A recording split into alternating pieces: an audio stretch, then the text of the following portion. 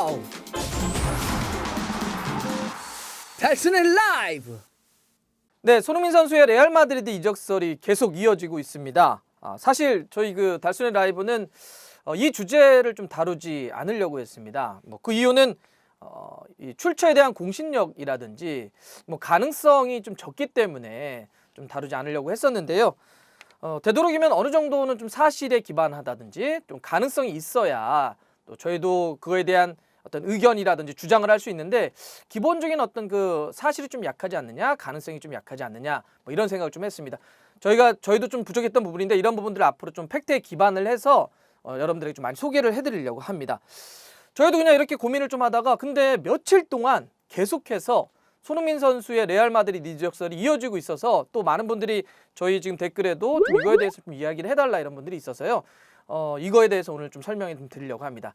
제가 이제 몇 가지 이유를 드리려고 하는데, 이 이유는 손흥민 선수가 레알 마드리드 가기 어려운 이유이기도 하지만, 저희 달순의 라이브가 그동안 손흥민 선수의 레알 마드리드 이적설을 다루지 않았던 이유이기도 합니다. 자, 첫 번째는 이겁니다. 처음 이 출처가 스페인의 돈 발롱이라고 하는 곳인데요. 여기에 대한 저희는 그 공신력에 대해서 조금 의구심이 좀 있습니다. 이 돈 발롱이라고 하는 것은 스페인에서 1975년에 창간한 잡지입니다. 잡지로 출발을 했고요. 사실 출발을 해서는 굉장히 스페인 내에서 여러 가지 굉장히 많은 활동을 했었어요.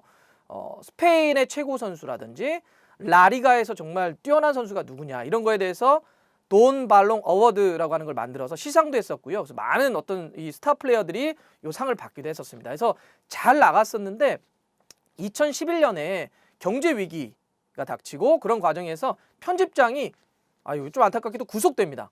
구속되고, 그러면서 그때 종이 잡지가 폐간이 됩니다. 그러면서 어떻게 됐느냐? 그 이후에 이제 온라인 매체로 전환을 했는데, 그 이후에 조금 너무 선정적인 기사를 많이 다룬다라고 하는 그런 지적을 좀 많이 받았던 곳입니다. 그리고 이제 이런 것도 있습니다. 이번에 이제 손흥민 선수와 레알 마드리드 이적설을 다뤘잖아요. 근데 돈 발롱은 기반이 어디냐? 바르셀로나에 있는 곳입니다.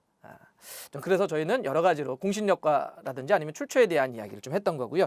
두 번째는, 그럼에도 불구하고 계속 지금 보도가 이어지고 있는 건 왜 그럴까 저도 좀 봤더니, 공신력 있는 스카이 스포츠에서도 이걸 보도했다라고 하는 이유 때문에 지금 계속 또 이 기사가 확대 재생산되고 있지 않냐, 이렇게 좀 보는데요. 저도 그래서 스카이 스포츠에서 한번 들어가 봤습니다. 어떻게 이 레알 마드리드 손흥민 선수의 이적설에 대해서 보도를 했는지 봤더니, 여러분들도 사실 스카이 스포츠나 BBC는 많이 들어갈 텐데, 스카이 스포츠에 이렇게 들어가 보시면 이렇게 한쪽 면에 그 팀별로 해서 이렇게 이적 루머를 정리한 리스트업 해놓은 이런 데가 이제 그 공간이 있습니다. 거기에는 그냥 모든 매체가에서 나왔던 그냥 썰, 루머 이런 것들을 차곡차곡 그냥 리스트업 해놓는 곳입니다. 여기 딱 들어가 보면 손흥민 선수의 레알 마드리드 이적설과 관련한 딱 두 문장이 나옵니다. 그것도 뭐라고 그랬냐면, 손흥민 선수가 레알 마드리드하고 연결되어 있고 페레스 회장이 원한다, 가로 열고, 이런 걸 돈 발롱이 보도했다, 이게 답니다. 더 이상 무슨 이걸 스카이 스포츠가 어떤 따로 별도의 기사로 다룬 게 아니라 돈 발롱에서 이런 게 있었다 정도에 해놓은 거고요. 여기에는 모든 그런 식으로 미디어들의 리스트업이 다른 선수들도 쫙 되어 있습니다. 토트넘 선수들. 예를 들어서 더 선지에서 토트넘 선수 관련한 이적설도 여기에 다 리스트업이 되어 있습니다. 그러니까 여기에 어떤 의미를 두기는 좀 그렇지 않는가, 이렇게 좀 판단했고요. 자, 세 번째, 마지막인데요. 현재 레알 마드리드의 선수단의 구성이라든지 앞으로 진행된 리빌딩, 이런 걸 놓고 보더라도 손흥민 선수가 연결될 수 있을까? 이거에 대해서도 저희는 가능성이 좀 적다고 판단을 했습니다. 손흥민 선수가 지금 뛸 수 있는 위치라고 한다면 전방이라든지 왼쪽 윙포워드가 될 텐데, 전방 같은 경우는 벤제마가 있고요. 왼쪽 윙포워드는 아자르가 있습니다. 벤제마는 나이가 있다고 하더라도 그동안 보여줬던 어떤 경험치라든지 또 파괴력이 있고요. 아자르 같은 경우는 이번 시즌 이적해서 부상이 거듭되면 좀 어려움이 있지만, 이 정도의 검증된 월드 클래스는 한 번 폭발하고 한 번 올라오게 되면 무섭기 때문에 당장 아자르와 또 하는 것도 쉽지 않습니다. 물론 지금 이적설이 나돌고 있는 하메스 로드리게스라든지, 아니면 여러 가지 때문에 지금 팀에서 자리 잡지 못하고 있는 가레스 베일 같은 선수들도 있죠. 하지만 그럼에도 불구하고 역시 레알 마드리드에는 여전히 나이 어린, 그다음 비니시우스 주니오르, 그다음에 이제 호드리구 같은 선수들이 또 성장하고 있고요. 또 지금 이번에 이제 이적 시장이 열리면 연결되고 있는 선수들이 어마어마한 선수들이 많잖아요. 대표적인 선수가 음바페입니다. 그리고 또 리버풀의 마네와 같은 선수들도 연결되어 있죠.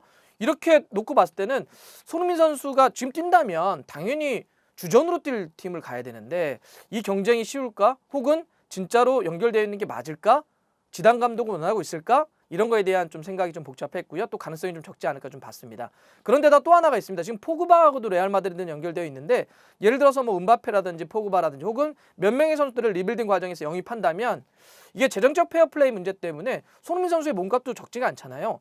1,000억 정도 이상 뭐 줄 수도 있기 때문에 이러면 레알 마드리드가 이 재정적 페어플레이 그렇지 않아도 최근에 맨시티가 이것 때문에 굉장히 지금 고생을 하고 있는데 이걸 놓고 보더라도 그런 걸 맞출 수 있을까? 이런 거에 대한 생각도 좀 했습니다. 자, 저희는 이렇게 크게 세 가지 때문에 일단 이걸 다루지 않았고 앞으로도 레알 마드리드 당장 이번 여름에는 뭐 나중에 어떻게 될지 모르겠지만 손흥민 선수의 레알 마드리드 이적 가능성은 낮다고 봐서 그동안 저희가 다루지 않았습니다. 물론 저희도 손흥민 선수가 레알 마드리드와 같은 정말 큰 클럽에서 이렇게 오퍼도 좀 받고 관심도 받았다라고 하는 얘기, 뭐 어쨌든 연결됐다라고 하는 그 자체는 너무나 좋습니다. 앞으로도 이런 게 이어졌으면 좋겠고요. 또 저희는 언젠가는 한국 축구 선수가 레바민이라고 불리우는 어마어마한 클럽에서 주전으로 꼭 뛰는 걸 보고 싶기도 합니다. 자, 저희는 앞으로도요 좀 이렇게 이적과 관련해서 물론 이적이라고 하는 거는 저희가 이렇게 밖에서 알기가 너무 어렵습니다. 진짜 옷을 입고 사진을 찍어봐야 알긴 아는데 되도록이면 어떻게 출처가 어딘지 그 가능성은 얼마인지 이런 것들 잘 분석해서 여러분들에게 좀 설명드리는 수 있도록 하겠습니다. 고맙습니다.